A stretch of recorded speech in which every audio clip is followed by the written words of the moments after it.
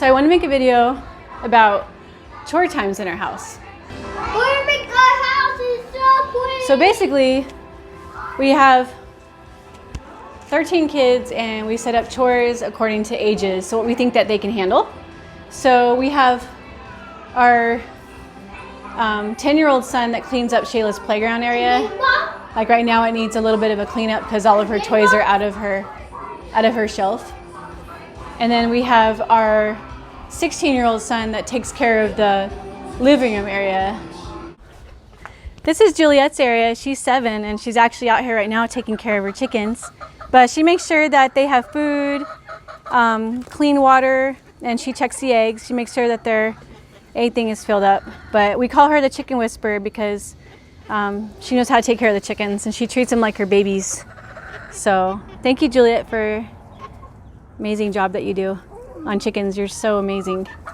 This is our chore chart, and this is how we keep track of everything. So this is our daily zones, and we have an order of age. So basically the older you are, the bigger your chores are, and then the younger you get, it's easier type chores, so they graduate out of them. And then we do this we do morning chores and then we do 5:30 chores. So this right here is my clipboard, and I carry this around with me when I want to go check on chores, and I say, okay, Chaz says that he's done, so I would go and compare Chaz's chores with what it says on the checklist.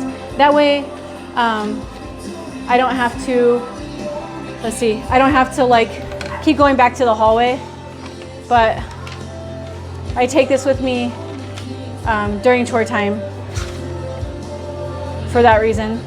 So and then we also have notes to like the teens, like if you're a teen, you're actually old enough to be washing your own dishes and taking care of them. So we actually have an area over here where we keep our cups. So this is where we store all of our cups, and you are in charge of washing your own cup and making sure that we don't get like a ton of dishes, because we do about 3 loads of dishes a day. So that's a way to keep it down. So since we've been doing the cups like that and washing your own bowls, it's made it to where we have a lot less dishes that have to be washed. So we've got it down from 3 loads of dishes a day down to 2 dishwasher loads of dishes a day. So we actually have named bowls too. So you pick your named bowl, you have your named plate, things like that. You have your own assigned stuff. For like your plates, you wash your own plate, you wash your own bowl, you wash your own cup. And they even have their own coffee mugs that are special to them. They have their own coffee mug that's special to them, and so we keep their name on it. And that way, if whoever's responsible for their own dishes, it makes it to where they get the reward of just being able to go in and get their clean dish, instead of same kids always dirtying everything and throwing it in. And then when someone goes to find coffee, they can't find it because it's all been used up. So it's teaching them to take care of themselves. Ashley, she's doing her hallway chore right now, so she's in charge of making sure that the shelves are organized, which we have to do like a whole reorganization on the shelf area.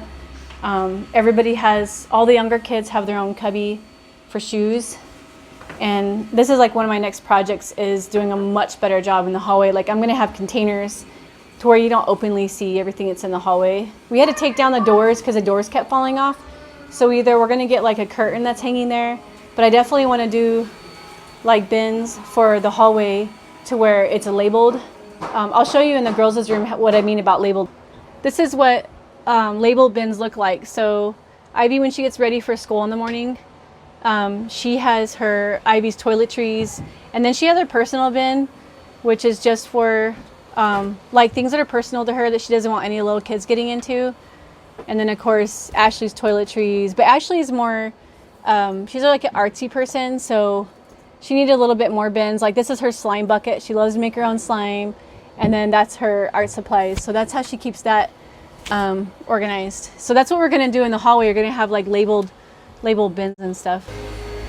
So anyway, that's our and then I actually have my own daily schedule list, which is much longer than the kids is. So I definitely don't make all the kids do their work for me, because that would be wrong. So there's a difference between a boss and a leader, and a boss is someone that can just sit from a armchair and do I get the video you? Oh, get to sit from an armchair, or a leader that works alongside their kids. So that's more what I want to be, is a leader to my kids. So anyway, so there's our wall of family photos, and lots of playing in the house, broken frames, but that's okay because I love my kids more than my things. So anyway, that is how we do our chore time. And we make sure, oh, another thing is we do the buddy system. So basically it means that if you have a buddy, you are in charge of checking your buddy's chores or helping them if they're really little, to make sure they get their stuff done. And also, you are not allowed to say you're done with your chores unless I check it. I have 3 people assigned to checking it that I trust that will do a really good job to check it.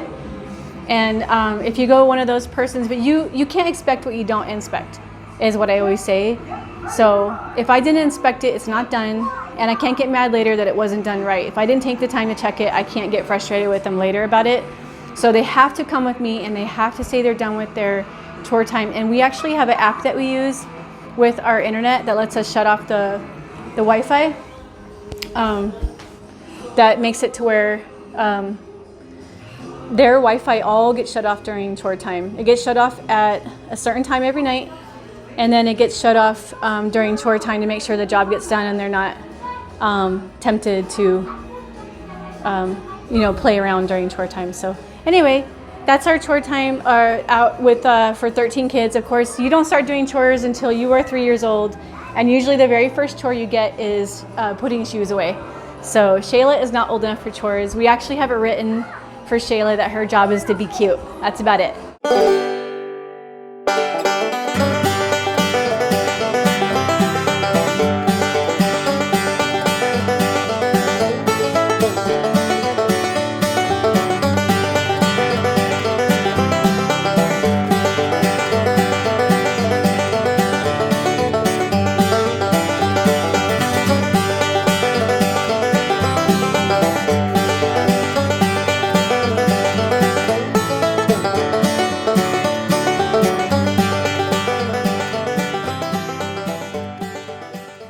I thought I would just share some ideas for large family organization, and being that it doesn't come easy for me, and I've always looked at other families, even with just 2 kids or 4 kids, on how they manage with their kids and chore times.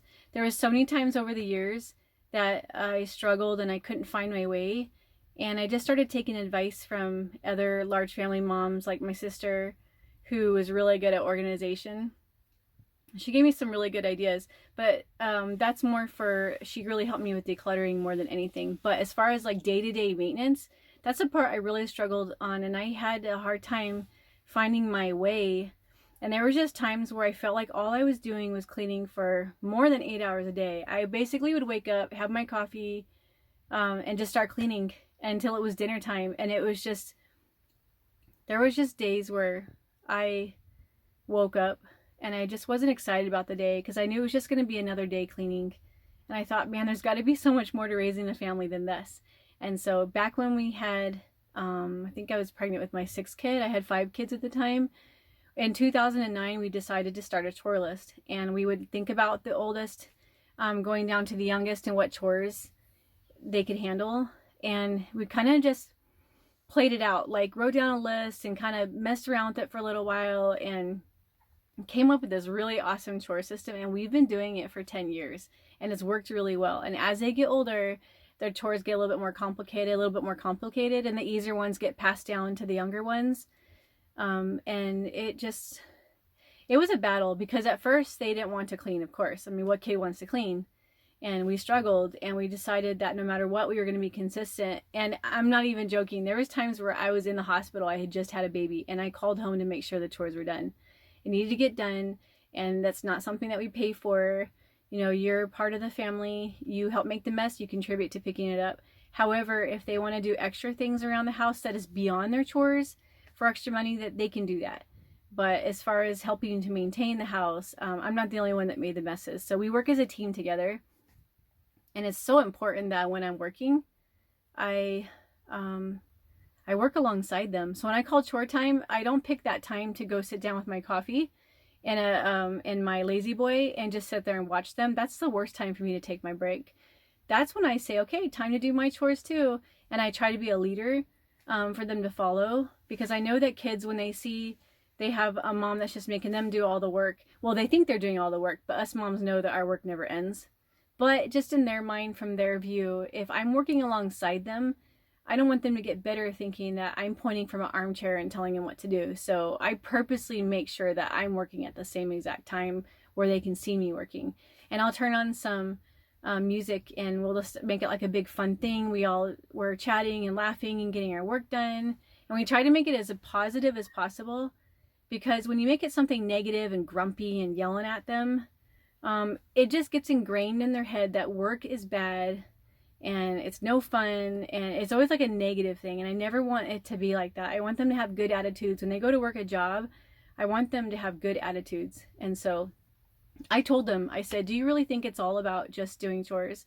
It's just all about cleaning up after yourself? That's big. You should clean up after yourself and contribute around the house. But I'm also training you to have good work ethics on your job. So you shouldn't be complaining. You shouldn't be talking to other people about what you think could be done better. You get your job done. And so that's why we do what we do. And sure enough, when my kids go work a job, we get so many compliments about, wow, your kids are such good hard workers and they don't complain. They do a really good job. And it's hard to find teenagers like that. I have a friend who is a manager at a store, and she says it's hard to find teenagers that will actually do their job right or even care to. And so they have to try to train them how to just not to be a lazy worker. And I don't want that to be my kids. I want them to have a good testimony in their job about good work ethics, and how they live, how they talk to their boss is really important. So complaining is a huge deal. So I just thought I would share some ideas and things. And we do try to make a point to go volunteer places as a family. It's not always about earning money. We're just there for each other. And if somebody's in need, we went to a place in the summer where a food pantry place needed help washing their crates. And it was the most boring job on the planet. It was hot outside. We were sweating. It was messy. And we're scrubbing all these crates, and it just seemed like it would never end. But we did it as a family. It was awesome. And we bonded together over it, and we got to be a blessing to a company that is such a blessing to other people. So we definitely, as parents, want to strive to lead by example. And so and things change, like seasons change. We'll change up the chores, or something's not working, or in the summertime we add an extra chore time. So instead of just doing afternoon chores, we do morning and afternoon chores. And so we try to change it up according to the season. So nothing's ever written in stone. And I've tried different types of chore systems in the past, and I've tried different ways of how I post it on the wall. And we have meetings as a family once a month, and we talk about what probably isn't being done properly. We don't ever name names or make it obvious, but we'll be like, hey guys, some kids are leaving out their cups around the house, and you need to be washing your own cups and putting it back on the counter. Things like that. We'll just make it like a general announcement to everybody. So I think the family meetings are really important to get information. And we did family meetings back when we had just a handful of kids. So it's not just because we have a large family that we do that. It's actually really fun, and the kids really love it. So anyway, I hope that you enjoyed my video, and I hope you can get some ideas from it.